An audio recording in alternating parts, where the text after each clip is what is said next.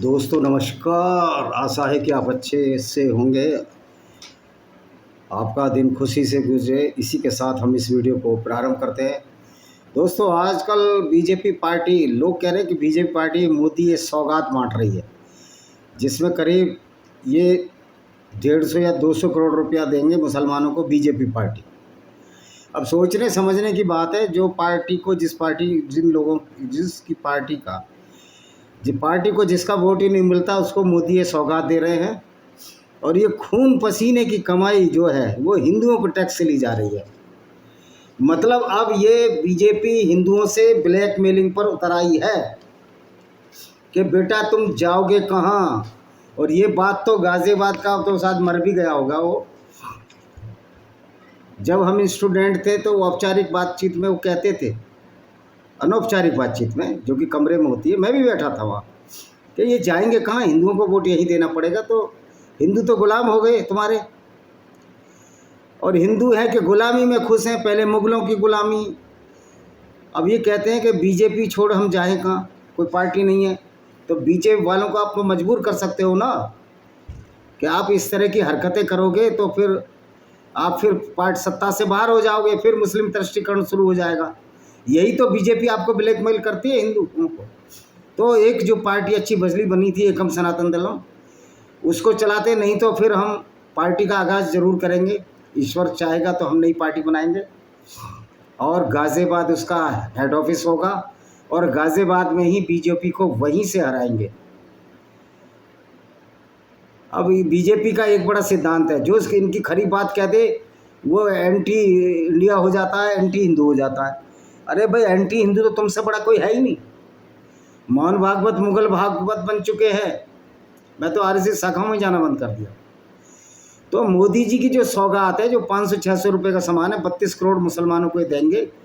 तो 30 पंजे 150, 3 दूनी 156, और कुछ डिपार्टमेंट में 200 करोड़ रुपया खर्च करती है बीजेपी। वैसे मैंने एक आरटीआई निकाली है कि जिसमें इन्होंने रोहिंग्या बांग्लादेशी मुस्लिमों को जो कॉक्स बाज़ार में रह रहे हैं उनको भी 48 करोड़ रुपया अब तक दिया। अब नई फ्रेश आरटीआई देखता हूँ, आरटीआई मांगी है, क्या उसका जवाब आता है, आज खोल के देखता हूँ, शायद आ जाए। तो कुरान की कुछ आयतें हैं जो ये कहती हैं कि गैर मुस्लिमों से हमें दोस्ती नहीं रखनी। तो मुझे लगता है मोदी जी अल्लाह से भी बड़े हो गए हैं। मोदी जी अल्लाह से भी बड़े हैं, तभी तो मुसलमान उनकी सौगात ले रहे हैं। क्योंकि यद्यपि मैं बता चुका हूँ कि कुरान का अल्लाह तो एक फैब्रिकेटेड फॉल्स कैरेक्टर है जो मोहम्मद ने अपने फ़ायदे के लिए बनाया। तो हम ये मानकर चलेंगे मुसलमानों की दृष्टि से ये अल्लाह है। हमने तो अपने वीडियो में साबित किया अल्लाह नाम की कोई चीज़ नहीं है। आप पिछले वीडियो देख सकते हो मेरे 3 और चैनलों पर, उसमें हमने अल्लाह की धज्जियाँ उड़ाई हैं, बताया कि अल्लाह नाम की कोई चीज़ नहीं है। लेकिन ये मानकर कि मुसलमान अल्लाह को मानते हैं, हम इसी पर चलेंगे और इस पर ही इसको आधार लगाएंगे। तो मोदी जी अल्लाह से भी बड़े हो गए हैं, क्योंकि गैर मुस्लिम का हाथ का पैसा लेना भी मंजूर नहीं है इस्लाम को। कुरान की कुछ आयतों के बारे में चर्चा करता हूं जो ये बताती हैं कि किस तरह गैर मुस्लिमों से नफरत करते हैं। मोदी जी तो काफिर हिंदू हैं। मोदी जी कितना भी सामान बांट ले, मोदी जाएंगे जहन्नुम में ही। और ये अखिलेश यादव, रामजी लाल सुमन जो मुसलमानों के पैरोकार बनते हैं, भाई तुम मुसलमानों के पैरोकार हो, वो तो नहीं है तुम्हारे पैरोकार। क्योंकि इस्लाम तो इनको यही सिखाता है कि इन काफिरों से चमचागिरी और गुलामी करवाते रहें। जैसा कि अखिलेश यादव, मायावती, चंद्रशेखर रावण और सारे गैर हिंदू गैर मुस्लिम गुलामी कर रहे हैं, ये तो चाहती है। और अब तो मुसलमानों का और मजबूत पक्ष है कि बीजेपी भी हमारी गुलामी करती है, क्योंकि इस्लाम के हिसाब से तो एक मुसलमान 10 गैर मुस्लिम के बराबर है। तो मोदी जी ने साबित कर दिया कि मैं इस्लाम से दबता हूँ और अल्लाह से दबता हूँ, और जो अल्लाह चाहता है वो मोदी से करा रहा है। और मोदी जी अपने को अल्लाह से बड़ा समझने लगे हैं क्या? मैं मुसलमानों से पूछना चाहता हूँ, क्या मोदी जी अल्लाह से बड़े हैं? तुम्हारा तो विश्वास था कि हम जो भी करता है वो अल्लाह करता है और काफिरों से दोस्ती नहीं रखनी। तो यहाँ किसी मौलवी का फतवा अब क्यों नहीं आ रहा कि हमें नहीं चाहिए मोदी के सौगात? तो इस्लाम में उसकी भी एक प्रथा है, ये विचारधारा ही लूटने के लिए बनी है। उसमें ये प्रथा है कि अल तकिया झूठ बोल दो, हाँ मोदी जी हम आपको ही वोट देंगे, हम तो मोदी जी के साथ हैं, आप बोलो। और धोखा दो, वोट तो देने का प्रश्न ही नहीं होता। रामपुर में एक बूथ पर जहाँ मुख्तार अब्बास नकवी का वोट है, 2 वोट आए, एक मुख्तार अब्बास नकवी का होगा, एक इसकी घरवाली जो खुद हिंदू है सीमा राजपूत का वोट आया। तो ये लोग तो दोगले लोग होते हैं, दोगले, और पता नहीं कितने बाप होते हैं इन नेताओं के, हमको पता नहीं, क्योंकि ये खुद करप्ट है। इनके यहाँ औरतें पकड़ी जाती हैं तो इनके घर में भी वही किस्सा चलता रहता होगा, निश्चित तौर पे ये बात है। तो जब कुरान कहती है कि दोस्ती मत करो, तो ये मुसलमान भाइयों से पूछना चाहता हूँ, सौगात मोदी क्यों ले रहे हो? ये फितना क्यों कर रहे हो? तो तुम मतलब परस्त नहीं हो, तुम तो अल्लाह की राह में बहुत बड़े पापी हो गए, तुमको तो नरक मिलेगा। क्यों तुम काफिर मोदी से जो गिफ्ट ले रहे हो, सौगात मोदी जो बीजेपी की पार्टी है, बीजेपी कह रहे हैं, बीजेपी पार्टी दे रही है, तो तुम तो फितना कर रहे हो, तुम तो गुमराही में पड़े हो, तुम तो जिन काफिर के हाथ से ले रहे हो, तुम तो, क्योंकि इस्लाम में तो काफिर के हाथ से कुछ लेना ही नहीं है, हाँ काफिरों को लूट लेना है, ताकत से लेना है। तो मोदी जी या तो आपसे डर गए हैं इसलिए ताकत से आप छीन रहे हो, या तुम मतलब परस्त हो, तुम इस्लाम की तौहीन करते हो, तुम पैगंबर की भी तौहीन करते हो कि लूट नहीं रहे हो और भीख ले रहे हो। तो ये तो आपको तय करना है। इस्लाम के हिसाब से तो आप इस्लाम से खारिज हो चुके हो, और मोदी जी ने ऐसे दाव खेला कि तुम इस्लाम से खारिज हो गए, काफिर के हाथ के जो तोहफे ले रहे हो। भाई इस्लाम तो यही कहता है। अगर किसी को लगता है मैं गलत बोल रहा हूँ, मोदी जी आ जाएं, सुप्रीम कोर्ट के जज आ जाएं, मैं साबित कर दूंगा मैं सही बोल रहा हूँ। मैं तो हर बार चुनाव आपको चैलेंज देता ही आ रहा हूँ और देता रहूँगा। तो कुरान की कुछ आयतें हैं जिनमें हिंसा है, और जहाँ कहीं उन पर पाओ कत्ल करो, उन्हें निकालो जहाँ से उन्होंने तुम्हें निकाला है, इसलिए कि फितना उत्पीड़न कत्ल से भी बढ़कर है। ये कहते हैं कि मक्का से मदीना मोहम्मद भागा था अपनी करतूतों की वजह से। ये झूठ बोलता था कि मैं मेराज की यात्रा पर गया, ऐसा घोड़ा था, मेरी तो मास्टर डिग्री है जूलॉजी में, ऐसा घोड़ा तो मैंने देखा ही नहीं। अगर कोई मुसलमान मास्टर एमएससी जूलॉजी या पीएचडी है जूलॉजी विषय में, एवोल्यूशन थ्योरी पढ़ी हो, तो कोई बुराक नाम का जानवर था क्या? अगर पढ़ा लिखा मुसलमान भी इस पर यकीन कर रहा तो उसकी पढ़ाई लिखाई बेकार, उसको डिग्री पानी में फेंक देनी चाहिए। मैं तो नहीं मानता हनुमान जी ने सूरज खा लिया होगा। जो हनुमान पृथ्वी में रहते थे और सूरज पृथ्वी से इतना बड़ा, उसको हनुमान जी कैसे खा सकते थे? फिर अगर हनुमान जी इतना ही बड़ा आकार बना लेते थे तो किस जो जड़ी बूटी लाए थे वो पर्वत से, किष्किंधा पर्वत गए थे, कहाँ गए थे? जड़ी बूटी लेने हिमालय पर्वत पर जो गए थे, वो पर्वत हिमालय में ही है, तो अपना हाथ इतना बड़ा कर देते, आकार बढ़ाकर हाथ वहीं पहुंच जाता, वहाँ तो उड़ना पड़ा उनको। तो इस तरह की बेवकूफ़ियों मैं नहीं मानता। तो कह रहा कि इसी तरह मोहम्मद साहब करते थे, इसलिए कुरान और पुराण और ये रामचरितमानस इस तरह की बेहूदी किताबें, इनमें कोई तत्व नहीं है। सारा कंटेंट में ख़राब नहीं बता रहा रामचरितमानस है, कुछ तो मूर्खता वाली पंक्तियां हैं, उसके लिए मैं एक वीडियो पहले ही बना चुका हूँ। तो कह रहा मस्जिद हराम के पास मत आने दो, पहले तो इनने खदेड़ दिया, जैसे वक्फ बोर्ड ज़मीन ले लेता हिंदुओं की, फिर कहता है ज़मीन हमारी है। तो जो काशी नाम का नारा था कि जो ज़मीन सरकारी वो ज़मीन हमारी है, तो इस्लाम का नारा है जो ज़मीन सरकारी है या गैर सरकारी है, और हमारी तो अल्लाह से यारी है और ज़मीन सारी हमारी है। तो इस्लाम तो लूट का एक बहुत बड़ी कंस्पायरेसी है। तो मोदी जी ने इन लुटेरों को सौगात मोदी दे रहे हैं। लुटेरे मतलब धर्म की दृष्टि से, धर्म भी नहीं, तो सबसे बड़ा धर्म है इस्लाम। इस्लाम की विचारधारा की दृष्टि से वो लुटेरे हैं कि मोहम्मद को जो आयतें आई वो दूसरों को लूटने की आयतें आई। तो चैप्टर 2 सूरह अल-बकरा 151 यही कह रही है, उन पर कत्ल करो। और मोदी जी उन लोगों को सौगात मोदी दे रहे हैं। भाई मोदी जी का तो भगवान ही मालिक है, अल्लाह ही मालिक है इनका, तो अल्लाह तो है नहीं, पता नहीं इनका कौन मालिक है। भाई जिस तरह की बेवकूफ़ियाँ ये मोदी सरकार कर रही है, जो लोग अल्लाह की आयतों का इनकार करें और नबियों को नाहक कर, तो हम दूसरी जो आयत बताते हैं, जो लोग अल्लाह की आयतों का इनकार करें, नबियों को नाहक कत्ल करें, उन लोगों का कत्ल करें जो न्याय के पालन करने को कहें, उन्हें दुख यातना की मंगल सूचना देते हैं कि जो सही बात करे उसको भी कत्ल कर दो, जो नबियों को नाहक कत्ल करे। अब कौन सा मोहम्मद नबी कत्ल कर दिया था, और मोहम्मद तो नबी नहीं था, झूठा जो अल्लाह की आयतों का इनकार करे। अब अल्लाह की मूर्खता भरी आयतों का तो इनकार करना ही पड़ेगा, क्योंकि जो अल्लाह दुनिया को बनाने वाला है और कह रहा है दुनिया चपटी है, पृथ्वी की तरह चादर की तरह फैली हुई है, तो इनकी आयतों का इनकार नहीं करेगा तो मूर्ख है। अब मोदी जी पता नहीं इनको क्यों बांट रहे, भाई भगवान जाने मोदी जी को हो क्या गया है।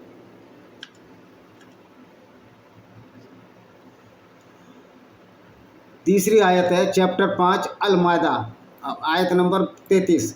जो लोग अल्लाह और उसके रसूल से लड़ते हैं, धरती के लिए बिगाड़ पैदा करते हैं, दौड़ धूप करते हैं, अल्लाह और उनके रसूल से लड़ते हैं, उनका बस बदला यही है कि बुरी तरह से कत्ल किए जाएं, या सूली पर चढ़े जाएं, या उनके हाथ पैर विपरीत दिशाओं में काट डाले जाएं, या उन्हें देश से निष्कासित कर दिया जाए। ये अपमान और तिरस्कार उनके लिए दुनिया में है, आखिरत में बड़ी यातना है। कि जो धरती में बिगाड़ पैदा कौन करते हैं? गैर मुस्लिम। क्या बिगाड़ पैदा करते हैं? वो अपनी बहन को बहन समझते हैं, चाचा की बहन को भी बहन समझते हैं, मौसी की लड़की को भी बहन समझते हैं, चाचा की लड़की को भी बहन समझते हैं। लेकिन इस्लाम में तो अपनी माँ से भी शादी करने की इजाज़त है। तो बिगाड़ मुसलमान पैदा कर रहे हैं, इस्लाम पैदा कर रहा है कि गैर मुस्लिम पैदा कर रहे हैं? इस्लाम में तो औरतों को भी लूटने की इजाज़त है, तो ये बिगाड़ तो गैर मुस्लिम कर रहे हैं, गैर मुस्लिम नहीं कर रहे, तो मुस्लिम कर रहे हैं। तो फिर कत्ल क्यों गैर मुस्लिमों के लिए? क्योंकि अल्लाह की मूर्खतापूर्ण गैरता भरी बात और अल्लाह की गुंडागर्दी और हिंसा पर नहीं चलते गैर मुस्लिम, इसलिए कत्ल कर दो। अल्लाह की वो मूर्खता वाली बात कि धरती स्थिर है, अल्लाह कहता है, और सूर्य उसको चारों तरफ चक्कर लगाता है, उसको ना मानो तो कत्ल कर दिए जाओ। तो ये अपमान तिरस्कार किनका कर रहे हैं? जो अच्छे लोग हैं। इस्लाम अच्छे लोगों को तिरस्कार करता है, और जो गुंडे और बदमाश और जो पेशेवर लुटेरे, जब पैगंबर साहब ही लुटेरे थे, काफिले लूटते थे, उनको ये जन्नत देता है, यानी स्वर्ग देता है। अब इस तरह समझो किस तरह की मूर्खतापूर्ण बातें हैं। और देखिए, जिन लोगों ने हमारी आयतों का इनकार किया उन्हें हम जल्दी ही आग में झोंकेंगे। जब उनकी खालें पक जाएंगी तो हम उन्हें दूसरी खालों में बदल दिया करेंगे, ताकि वे यातना का मज़ा चखते रहें। निसंदेह अल्लाह प्रभुशाली तत्वदर्शी है। अल्लाह बहुत जानता है, तेरा बड़ा प्रभावशाली है। अल्लाह प्रभावशाली होता तो मोहम्मद के दांत बचा लेता। मोहम्मद पैगंबर के ऊद की लड़ाई में 2 दांत तोड़ दिए, और अल्लाह नशे में गाफिल फरिश्ते नहीं भेजे। जहाँ मोहम्मद जीत जाते थे वहाँ कहते थे हमारे साथ फरिश्ते भी लड़ रहे थे। तो इस तरह ही लोगों को मूर्ख बनाते थे। तो अल्लाह तो इसलिए फैब्रिकेटेड है। छोड़ो उन लोगों को जिन्होंने अपने धर्म को खेल और तमाशा बना लिया। तो तुमने ही तो सब तमाशा बना रखा अपने। ये धर्म क्या, ये तो बहुत बड़ा अधर्म है। गैर मुस्लिमों को गाली देना, उनकी औरतों को लूटना। तुम्हारे पैगंबर ने उनकी औरतों को लूट कर बाज़ारों में बेच दिया। लुटेरा पैगंबर, औरतों की खरीद फरोख्त करने वाले पैगंबर को आज के समय में क्या कहा जाएगा? बहुत सारे वैश्यालय खुले हुए लोगों के, और यौन दासी बनाना, उनको वैश्यालयों में बेच देना। तो ये भड़वागिरी है, ये दलाली है, भड़वागिरी है। तो भाई इस तरह की आइडियोलॉजी को जो नहीं मानते उनको कहते हैं वो धोखे में है। भाई हम धोखे में नहीं है, धोखे में मुसलमानों को डाल रखा है इस अल्लाह ने। अल्लाह ने जितना बड़ा नकली, अल्लाह ने जितना बड़ा नुकसान मुसलमानों का किया है, उतना तो मोदी जी का भी नहीं किया। और उन्हें नसीहत करते रहो, कहीं ऐसा ना हो कोई अपनी कमाई के कारण तबाही में पड़ जाए। अल्लाह के छुटकारा पाने के बदले के रूप में हम सब संभव चीज़ देने लगेंगे तो भी उनसे न लिया जाए। तो उनके लिए क्या, पीने के लिए खौलता पानी है, और ऐसा पेड़ है जो कि जखूम का पेड़ खाएंगे वो लोग। तो हिंसा की सिफारिश करने वाले अंशों की खोज में कुरान का अध्ययन करने और उनकी तुलना बाइबल से करने के बाद अमेरिकी प्रोफेसर फिलिप जेंसिन ने कहा कि धार्मिक हिंसा पुस्तकों के लेखक हैं। तो कुरान में ये बोलते हैं कि हिंसा कम है, कुरान में हिंसा कम है। महाभारत में क्या हिंसा थी भाई? महाभारत में तो आपस में लड़े थे, न्याय की लड़ाई लड़ी थी। ये कौन बेवकूफ़ प्रोफेसर है अमेरिका का, फिलिप जेंकिंस। यहाँ तो इस्लाम इसलिए मार रहा है लोगों को, कत्ल करने की बात कहता है कि इस्लाम को पालन नहीं करते। महाभारत में इस आधार पर तो लड़ाई हुई नहीं थी कि वो गैर धर्मी थे, वो तो एक ही धर्म के थे। और बाइबल में कह रहा है युद्ध है, तो क्या इस्लाम में युद्ध नहीं है? तो ये जो मूर्ख जो मौलाना है, ऐसी गोल गोल गोल गोल गोल गोल गोल गोल जलेबियाँ बनाते हैं। कौन कौन सी जलेबियाँ बनाते हैं?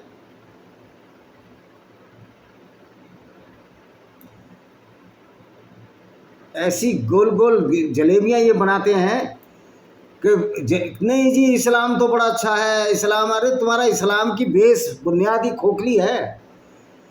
तो देखिए, अब देखिए कई लोगों की गलतफहमी है, कुरान में हिंदुओं को काफिर कहकर पुकारा जाता है, जिसे वो गाली जैसा सब समझता है। ये पता करते हैं इन दोनों को सोचना कहाँ तक सही है। काफिर दरअसल मुस्लिम के विपरीत अर्थ में प्रयोग जाना मात्र है। दुनिया की हर भाषा में हर शब्द का प्रतिकूल विलोम विपरीत शब्द होता है। तो जो मुसलमान नहीं है वो काफिर है। मुस्लिम और काफिर का उपयोग शब्द मुस्लिम का मूल अर्थ मान लेने वाला या संपूर्ण करने वाला है। इस शब्द का वो उस व्यक्ति के लिए किया जाता है जो निम्नलिखित बातों में विश्वास रखता है कि अल्लाह एक है, अल्लाह को किसी भी चीज़ की आवश्यकता नहीं है, अल्लाह के माता पिता या बच्चे नहीं हैं, अल्लाह जन्म प्रजाति जाति के आधार पर भेदभाव नहीं करता। अल्लाह तो बहुत भेदभाव करता है, अल्लाह तो जन्म जाति के आधार पर भेदभाव करता है। गैर मुस्लिम को कत्ल करने की बात कहता है। ईश्वर के पास नींद, बीमारी, याददाश्त में कमजोरी जैसी कोई कमजोरी नहीं है। अल्लाह की तो याददाश्त बड़ी ख़राब है। अल्लाह ने दुनिया बनाई और अल्लाह भूल गया बना के दुनिया कि धरती गोल नहीं, गोल है। अल्लाह कहता है चादर की तरह, तो अल्लाह की तो याददाश्त भी खराब है। अल्लाह तो बीमारी रहता है हमेशा, और अल्लाह के बराबर कोई नहीं। अल्लाह के बराबर तो कोई हत्यारा कातिल तो कोई नहीं है अल्लाह के बराबर, इसमें कोई शक नहीं।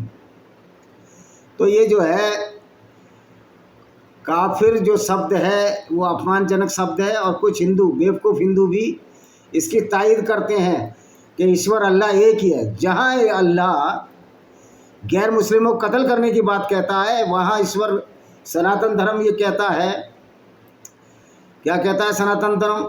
सनातन धर्म ये कहता है कि वसुदेव कुटुंबकम। तो जब इस तरह की जो मोदी जी उनको जो बांट रहे हैं, इसमें तो साफ साफ लिखा है गैर मुस्लिमों से दोस्ती ना बनाई जाए। वो कुरान की मैं 24 आयतें भी आपको पढ़ के सुना देता हूँ। कौन सी 24 आयतें हैं जिसमें साफ साफ लिखा है गैर मुस्लिम से दोस्ती ना बनाई जाए और काफिर के हाथ का कोई सामान ना लिया जाए। लेकिन मोदी जी भी एक काफिर है और सामान बांट रहे हैं। वाह भाई वाह।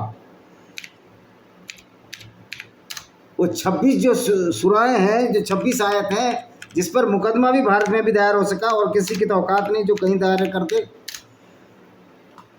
वो मुकदमा जीत गए थे जस्टिस लोहासी ने। और 26 आयतें हम आपको पढ़ा के बता रहे हैं। देखिए कौन कौन सी 26 आयतें हैं। इन मौलानाओं की बातों पर मत जाइए।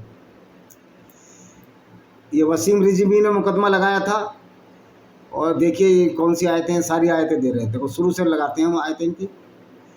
चैप्टर 9 पहले 5 है शायद, हाँ, वर्ष 9 यानी कि अल तौबा सूरा 5 क्या कहती है? जब हराम प्रतिष्ठ महीने बीत जाएंगे जो रमज़ान का चल रहा है, तो मुशरिकों को जहाँ कहीं पाओ कत्ल करो, उन्हें पकड़ो, उन्हें घेरो, उनकी हर हाथ की जगह उनकी ताक में बैठो। यदि वो तौबा कर लें और नमाज कायम कर दें, ज़कात देते, तो उनका मार्ग छोड़ दो। निश्चय ही अल्लाह बड़ा क्षमाशील दयावान है। यानी कि जब इस्लाम कबूल कर लें उनको छोड़ दो, वरना छोड़ना नहीं है। तो मोदी जी आप कितना भी बांट लो, जब इस्लाम उरूज पर आएगा, हालांकि अब इस्लाम पढ़ना नहीं है, ये तुम्हारे साथ भी वही सलूक करेंगे, तुमको भी मुसलमान बना देंगे। मोहम्मद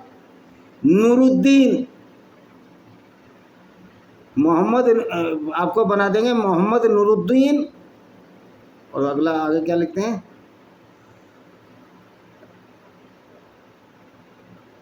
मोहम्मद नूरुद्दीन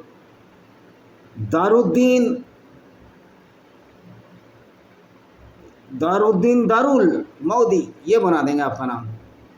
चैप्टर 9 सूरा 28। हे ईमान लाने वालों, मुशरिक तो बस अपवित्र हैं, यानी कि जो गैर मुस्लिम है, जो मूर्ति पूजक है, वो तो अपवित्र हैं। अतः इस वर्ष के पश्चात वे मस्जिद हराम के पास न आए, यानी कि काबा में न आए, जबकि काबा भी मोहम्मद ने लूटा था यहूदियों से और जो पैगाम थे बहुदेववादियों से। और यदि तुम्हें निर्धनता का भय हो तो अल्लाह चाहेगा तुम्हें अपने अनुग्रह से समर्थ कर देगा। निश्चय अल्लाह सब कुछ जानने वाला अत्यंत। कह रहा अगर तुम्हें कोई भय हो, हम गरीब हो जाएंगे, क्योंकि यहूदी अमीर थे, तो मोहम्मद ने तो पहले ही प्लान बना दिया था कि आप मुसलमान तो बनो, मैंने तुमको पक्का लुटेरा ना बना दिया, काफिले ना लुटवा दिए यहूदियों के, और वो लुटवाए। कह रहे इससे मैं तुम्हें अमीर कर लूँगा। ये अल्लाह की कृपा होगी, उस अल्लाह की जिसको मोहम्मद ने अपने दिमाग से बनाया। तो ये है इस्लाम। वर्ष 3 चैप्टर 4 सूरा 101। ये अलनिसा है या जो भी है, ये कंफर्म नहीं है, ये जो भी चैप्टर है अलनिसा तो नहीं लग रही मेरे को। और जब तुम धरती में यात्रा करो तो तुम पर कोई गुनाह नहीं, नमाज को कुछ संक्षिप्त कर दो। यदि तुम्हें इस बात का भय हो कि विधर्मी लोग तुम्हें सताएं, कष्ट पहुँचाएंगे, कह रहा नमाज कम कर लो, नमाज मत पढ़ो। तुम्हारा मेन काम नमाज पढ़ना नहीं है, नमाज तो जब पढ़नी है वो अल्लाह के लिए पढ़नी जिससे अल्लाह ताकत दे। तुम्हारा मेन काम लूटना है, गैर मुस्लिम औरतों के साथ बलात्कार कर उनको बाजारों में बेचना है, जैसे कि मोहम्मद और उसके साथी करते थे। तुम्हारा उद्देश्य पूरी दुनिया में हिंसा फैलाना है।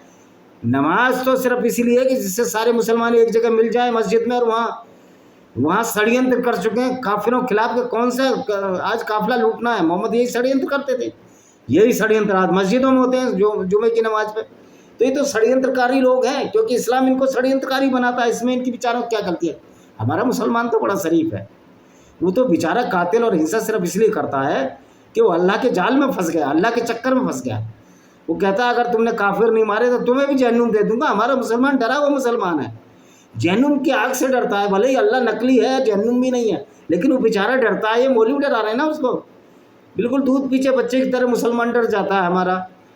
बड़ा पढ़ा लिखा साइंसदान भी हो, बहुत सारी डिग्रियां हो, जूलॉजी में मास्टर हो, पीएचडी हो, एवोल्यूशन में पीएचडी भी कर ले, लेकिन वो बुर्राक जानवर को नहीं भूलता बेचारे को, जो कहीं है ही नहीं, किताबों में ही नहीं है। मैं तो उस मूर्ख से कहना चाहता हूँ तुम बुर्राक जानवर लिख के आओ, वहाँ तुमको डिग्री बड़ी अच्छी मिल जाएगी। यानी कि इस तरह की हरकतें करते हैं। हे ईमान लाने वालों, उन इनकार वालों से लड़ो जो तुम्हारे निकट है और चाहिए तुमसे शक्ति पाएँ। कह रहा लड़ो उनसे। ये सीधी लड़ाई, किस बात की लड़ाई? कि आप मुसलमान बन जाओ, नहीं बनोगे तो गुंडा टैक्स लगा दिया जाएगा, जिसको कोई जजिया गुंडा कर दी है, जजिया इस्लाम की गुंडा कर दिया। और हिंदू अभी भी अनुराग भदौरिया, इनको ABCD तो आती नहीं। मोदी जी को भी इस्लाम की कोई समझ नहीं। तो मोदी जी आपको इस्लाम समझना पड़ेगा। आप जो मुसलमानों को मोदी ये सौगात दे रहे हो, ये पैगंबर का अपमान है, इस्लाम का अपमान है, मुसलमानों का भी अपमान है। ये आप समझते ही नहीं हो, तो मैं क्या करूं? और मानते हो आप किसी की हो नहीं, और जानते भी आप हो नहीं। वर्ष 4 सूरह 56। जिन लोगों ने हमारी आयतों का इनकार कर दिया, हम उन्हें जल्दी आग में झोंकेंगे। मोदी जी आप एक करो, जाके कलमा पढ़ लो, 5 तरह के कर्म नहीं तुम्हें आग में झोंकेंगे, भले ही तुम कितनी भी सौगात बांटो। क्योंकि RSS तो अब मोहन भागवत तो मुगल भागवत हो चुका है। तो हिंदुओं की रक्षा ना BJP कर सकती है ना RSS कर सकता है। तो हिंदुओं को सोचना पड़ेगा, सारे गैर मुस्लिमों को इकट्ठा होना पड़ेगा, इस्लाम की इस गुंडागर्दी के खिलाफ सबको लड़ना पड़ेगा। तो मोदी जी तो सरेंडर कर चुके हैं, काफिर सरेंडर ही करता है, मोदी भी काफिर है और डरपोक है। काफिर डरपोक होता ही मुसलमान के सामने। 10 मोदी आ जाए और 1 मुसलमान आ जाए, बराबर है इस्लाम के हिसाब से।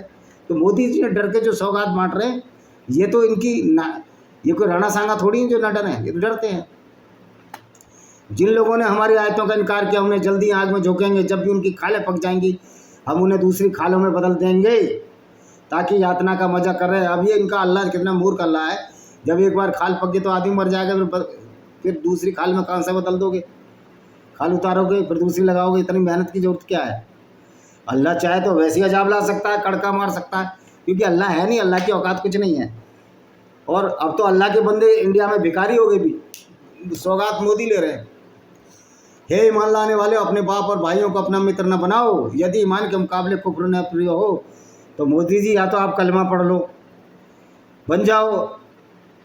क्या नाम रखा था मैंने? नूरुद्दीन नरेंद्र दामोदर, नूरुद्दीन दानियल, और डी से तो नाम भी बहुत कम होते हैं। नूरल दानियल,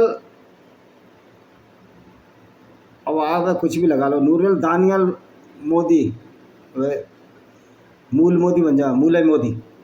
हे ईमान लाने वाले, अपने बाप भाइयों को मित्र बनाओ। तो भाई कहते हैं ईमान लाने वाले जो गैर मुस्लिम है उनको अपना मित्र ना बनाओ। जो तुम में से कोई मित्र बनाएगा लाता आचार्य होगा। मुसलमान भाइयों, आपने मोदी से सौगात क्यों ले रहे हो? मोदी सौगात, आप तो अत्याचारी हो गए, तुम्हें नरक मिलेगी। जो भी मोदी से दान ले रहा है, मोदी से रहा है, वो सर नरक की आग में चलेंगे। इस्लाम तो यही कहता है। वर्ष 8। आदर के महीनों को हटाना तो बस कुफ्र की बात है। आदर के महीने रमजान के कोई 4-5 महीने मानते हैं, कह रहा यहूदी नहीं मानते। तो ये दर्द था मोहम्मद को, जिससे इनकार करने वाले गुमराही में पड़ते हैं। किसी वर्ष उसे हलाल ठहरा देते हैं और किसी वर्ष उसको हराम, ताकि अल्लाह के आदित महीनों की संख्या पूरी कर लें। इस प्रकार अल्लाह के हराम किए हुए वह ठहरा दें। उनके अपने बुरे कर्म उनके लिए सुहाने हो गए हैं और अल्लाह इनकार करने वालों को सीधा मार्ग नहीं दिखाता। अल्लाह इनकार करने वालों को सीधा मार्ग नहीं दिखाता। मोदी जी आपको भी सीधा मार्ग नहीं है। आप पहले तो इस्लाम में आओ आप, नहीं तो आपकी जो सौगात है तुम अल्लाह की बेइज्जती कर रहे हो। अल्लाह के बंदे मुसलमानों को गरीब समझकर भीख बांट रहे हो तुम उनको। पहले भी बहुत भीख दी है तुमने उनको, नई नई योजनाएं लाकर, और सब्सिडी कांग्रेस ने भी दी। यानी कि अपमान, मुसलमानों का अपमान मेरे से बर्दाश्त नहीं होता, अल्लाह का अपमान हमसे बर्दाश्त नहीं होता। मुसलमानों तुम गैरतमंद हो, कितने बेगैरती हो गए हो, मोदी के सौगात ले रहे हो काफिर के हाथों से। हाँ ये बात जरूर है, अगर तुमने इस्लाम छोड़ दिया है तो मोदी सौगात लो, फिर वोट भी दो, फिर इस्लाम इस्लाम क्या, फिर वोट भी इस पार्टी को दो, क्योंकि इस्लाम के खिलाफ अगर तुम खड़े हो गए एक्स मुस्लिम बनकर तो बीजेपी को वोट दो, क्योंकि मोदी जी तो भ्रमित हो चुके हैं, उनको तो कुछ सूझ ही नहीं रहा। तो इसलिए आप एक्स मुस्लिम जितने बनोगे फायदा होगा, मोदी जी नहीं। मोदी मुसलमानों के अपीजमेंट कर सकते हैं, मोदी जी मुसलमानों को सही रास्ते पर नहीं ला सकते। ये काम तो एक्स मुस्लिम लोग कर रहे हैं, या जो हम कुरान की आयतें रोज तुमको बता रहे हैं उसके आधार पर होगा। मोदी तो डरते हैं, डरपोक मोदी। 56 इंच नहीं है, 22 इंच का भी सीना नहीं है यार, जबरदस्ती 56 इंच कह के। चैप्टर 33 सूरह अल-अहज़ाब सूरह 61 क्या कहती है? फिटकारे होंगे जहाँ कहीं जाएंगे, बुरी तरह से मारे जाएंगे जो गैर मुस्लिम है। सूरह 21 की सूरह 98 क्या, सूरह चैप्टर 21 वर्स 90, मत निश्चय तुम